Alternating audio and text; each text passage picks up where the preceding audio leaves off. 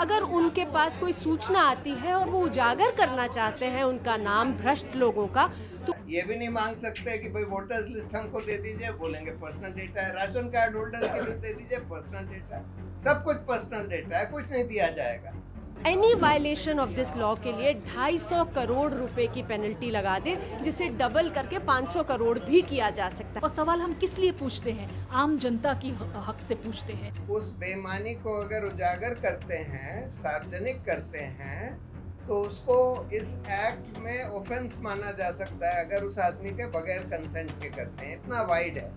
आपको पहले अनुमति लेनी होगी लिखित में कि आप उनका नाम पब्लिश कर सकते हैं, उजागर कर सकते हैं अपनी स्टोरी में या नहीं कर सकते। और हमने ये भी कहा कि ऐसा सिचुएशन ना आए कि जर्नलिस्ट को सड़क पे आना पड़े, ऐसा सिचुएशन ना आए कि जर्नलिस्ट को कोर्ट का दरवाजा तक टकाना पड़े। उनकी अनुमति के बगैर वो अब नहीं कर सकते, ये कानून लेकर आया गया है।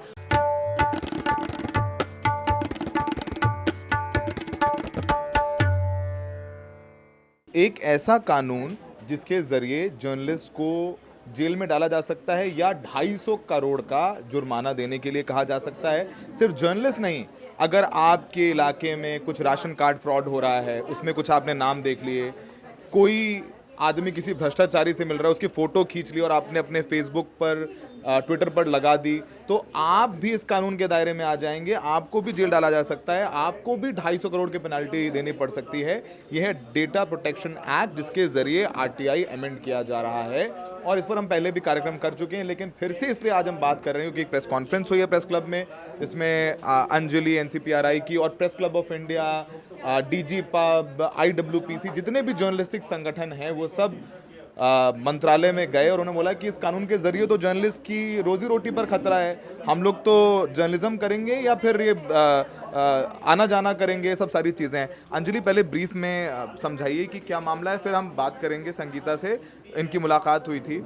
ये कानून कितना खतरनाक है सब लोगों के लिए, जो देश के नागरिक हैं, जो ट्रांसपेरेंसी चाहते हैं, जो पारदर्शिता चाहते हैं, और यही पत्रकार का काम होता है। जैसे अजीत अंजुम साहब वो वोटर लिस्ट देख करके रिपोर्टिंग कर रहे हैं कि जो आदमी जिंदा है उसका नाम चढ़ा दिया, इस कानून के लागू हो जाने के बाद उन पर 250 करोड़ का जुर्माना लगा सकते हैं अजीत अंजुम के। तो मैं अपने दर्शकों को पर्सपेक्टिव में समझा रहा हूँ, आम आदमी की भाषा में, क्योंकि ये आपको भी इम्पैक्ट करता है। जी अंजलि। देखिए, एक कानून लाए हैं डिजिटल पर्सनल डेटा प्रोटेक्शन कानून, और डेटा प्रोटेक्शन कानून के नाम पर सरकार ये कोशिश कर रही है कि पूरी तरह से डेटा पर नियंत्रण कर सके। किसके पास डेटा हो, किसके पास डेटा नहीं हो, कौन डेटा पब्लिश कर सकते हैं, कौन नहीं कर सकते, ये सारा तय करने की तैयारी है इस डेटा प्रोटेक्शन कानून में। ये हम क्यों कह रहे हैं? पहली चीज़, इस कानून में ये कहा गया है कि कोई भी अगर पर्सनल डेटा को कलेक्ट करते हैं या प्रोसेस करते हैं या पब्लिश करते हैं, उन्हें डेटा फिड्यूशरी बताया जा रहा है। डेटा फिड्यूशरी का मतलब कि उन्हें बहुत सारी ऑब्लिगेशंस फुलफिल करनी होगी, कंसेंट लेना होगा उनका नाम छापने से पहले, जिनके भी नाम, वो पर्सनल डेटा जिनका वो भ्रष्टाचारी है, वो धांधली कर रहा है, कागजों में वो ऊपर नीचे कर रहा है। अगर मुझे पता है स्टोरी, तो मुझे उससे पूछना पड़ेगा कि ये मैं स्टोरी पब्लिश करूं या नहीं करूं। आपको पहले अनुमति लेनी होगी लिखित में कि आप उनका नाम पब्लिश कर सकते हैं, उजागर कर सकते हैं अपनी स्टोरी में या नहीं कर सकते। वो अगर अनुमति नहीं देते हैं तो वो आप छाप देते हैं, तो आपके खिलाफ वो शिकायत कर सकते हैं इस कानून के तहत डेटा प्रोटेक्शन बोर्ड में। और डेटा प्रोटेक्शन बोर्ड को ये पावर है कि वो आप पर any violation of this law के लिए 250 करोड़ रुपए की पेनल्टी लगा दे, जिसे डबल करके 500 करोड़ भी किया जा सकता है इस कानून में।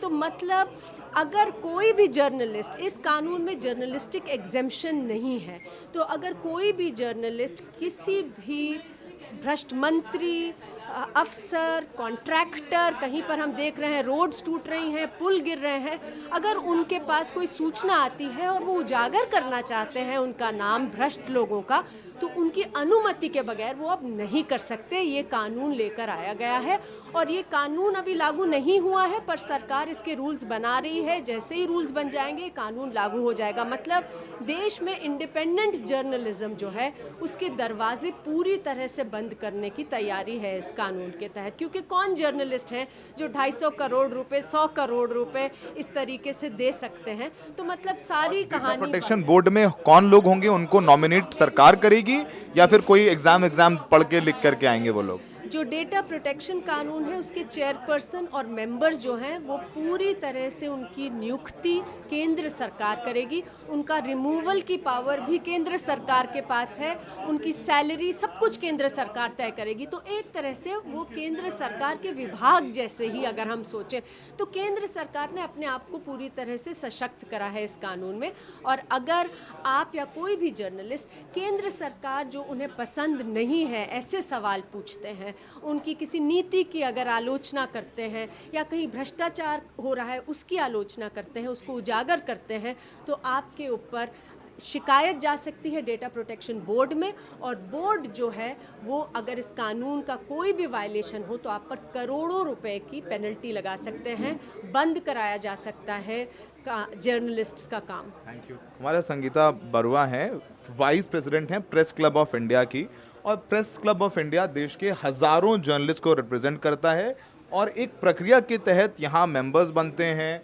5 साल का एक्सपीरियंस चाहिए होता है, आपकी न्यूज़ क्लिप्स लगती हैं, फिर कमेटी बैठती है, अप्रूवल होता है। यानी प्रेस क्लब ऑफ इंडिया जब मिलने गया सरकार से तो वो हज़ारों पत्रकारों की आवाज़ लेकर के गए। हमारी तरफ संगीता बरुआ गई थी, हमारी तरफ इन द सेंस सारे पत्रकारों की तरफ से।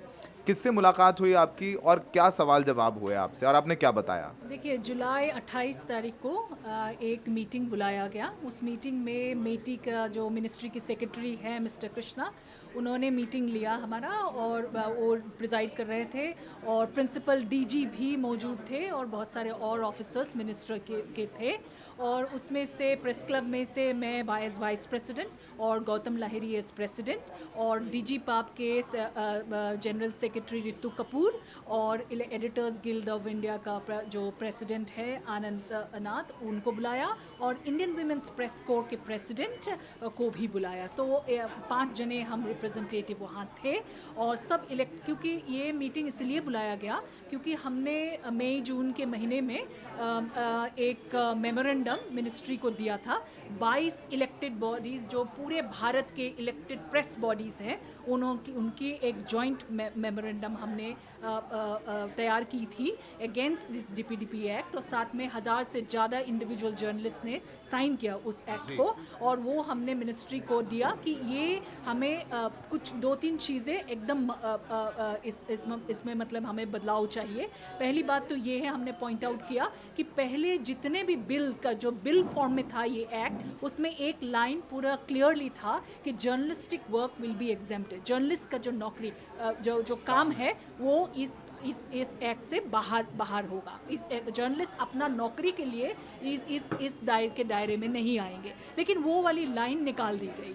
और दूसरी बात ये है कि जर्नलिस्ट का जो राइट टू वर्क पे इसका मतलब है इफेक्ट हो रहा है। कॉन्स्टिट्यूशन में अब आर्टिकल 19A के तहत अगर आप देखें तो जर्नलिस्ट का राइट टू वर्क है, सभी का राइट टू वर्क है, इंक्लूडिंग जर्नलिस्ट का राइट टू वर्क है। तो ये राइट टू वर्क पे डायरेक्टली आता है। तो ये चीज़ें हम लेके गए और उनको ये कहा कि अमेंडमेंट हमें चाहिए। हमारी मांग ये है कि अमेंडमेंट हमें कर दीजिए, ये इस एक्ट का आपका सरकार है उसको कर दीजिए। और भले ही आप अच्छा सोच के ये एक्ट लाए हो कि पर्सनल डेटा प्रोटेक्ट किया हो, लेकिन अगर जर्नलिस्ट का नौकरी काम इसमें इफेक्ट होता है तो ये उसको ध्यान में रखना पड़ेगा।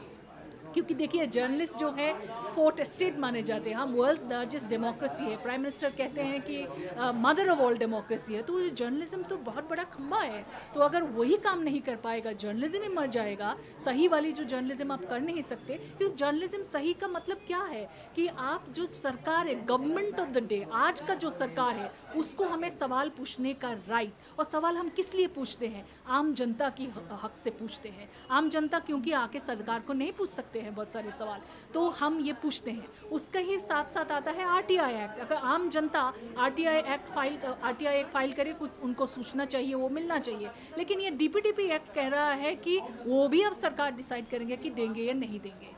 तो ये तो पूरा ही जो सूचना मिलने का, जो जर्नलिस्ट का जो सूचना एक उपाय होता है कि लोग को कुछ खबर मिले, और जर्नलिस्ट लोग खुद खबर ले सकते हैं सरकार की। डेमोक्रेसी में यही तो राइट है। आपका वोट खाली राइट नहीं है, आपका बहुत सारे एक सिटीजन के हिसाब से राइट भी है, ड्यूटीज़ भी है, राइट भी है। तो ये राइट जैसे छीना जा रहा है, ये एक फीलिंग हमें आ रही है, एक इम्प्रेशन आ रही है। वो हमने उनको बोला कि एक्ट को जैसे फॉर्मुलेट किया गया है उस हिसाब से। और दूसरी बात ये हमने कहा कि जैसे एक्ट को पास किया गया, मतलब कोई इतनी डिस्कशन उस बीच का हुआ नहीं है। जर्नलिस्ट जो 100 से ज़्यादा MPs बाहर थे ऑपोजिशन के, और पास कर दिए उस एक्ट को। बाद में जर्नलिस्ट को भी बाद में ही पता चला कि उनका एग्जाम में आउट हो गया। तो ये बहुत कंटेंशुअस है। और हमने ये भी कहा कि ऐसा सिचुएशन ना आए कि जर्नलिस्ट को सड़क पे आना पड़े, ऐसा सिचुएशन ना आए कि जर्नलिस्ट को कोर्ट का दरवाज़ा तक टकाना पड़े। तो सरकार अगर है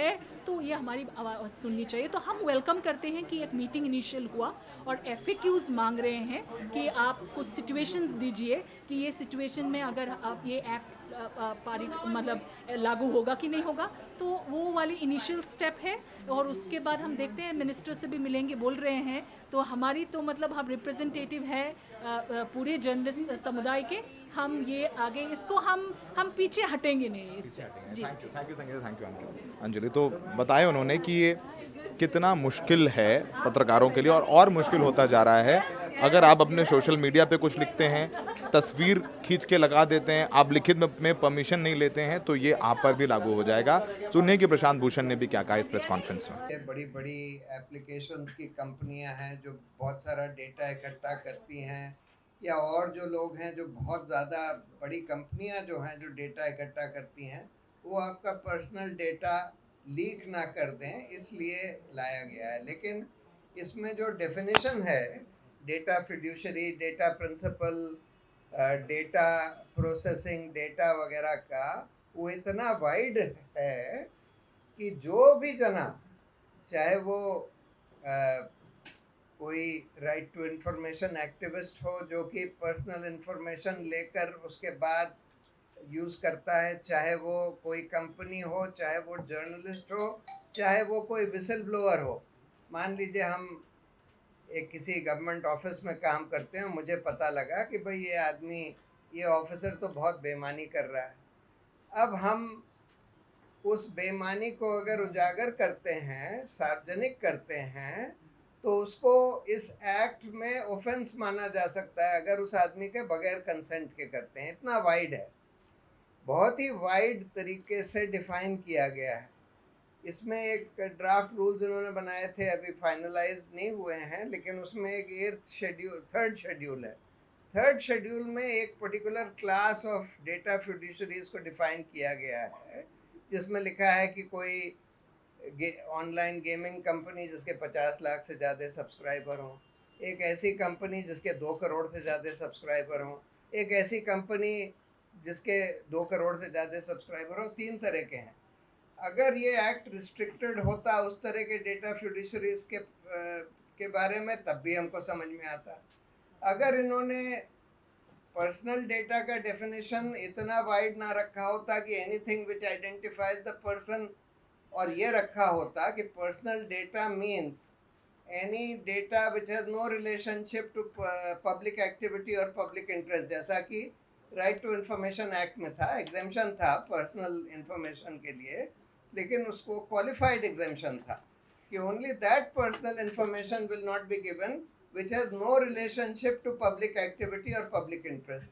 लेकिन इसमें एकदम वाइड कर दिया है, और इसीलिए राइट टू इंफॉर्मेशन एक्ट को भी अमेंड कर दिया है और ये कह दिया है कि all personal data will be exempted. यानी कि आप RTI में तो मांग ही नहीं सकते किसी के बारे में कि भाई ये बताइए कि इस डिपार्टमेंट में किन लोगों को करप्शन के लिए प्रोसिक्यूट किया जा रहा है।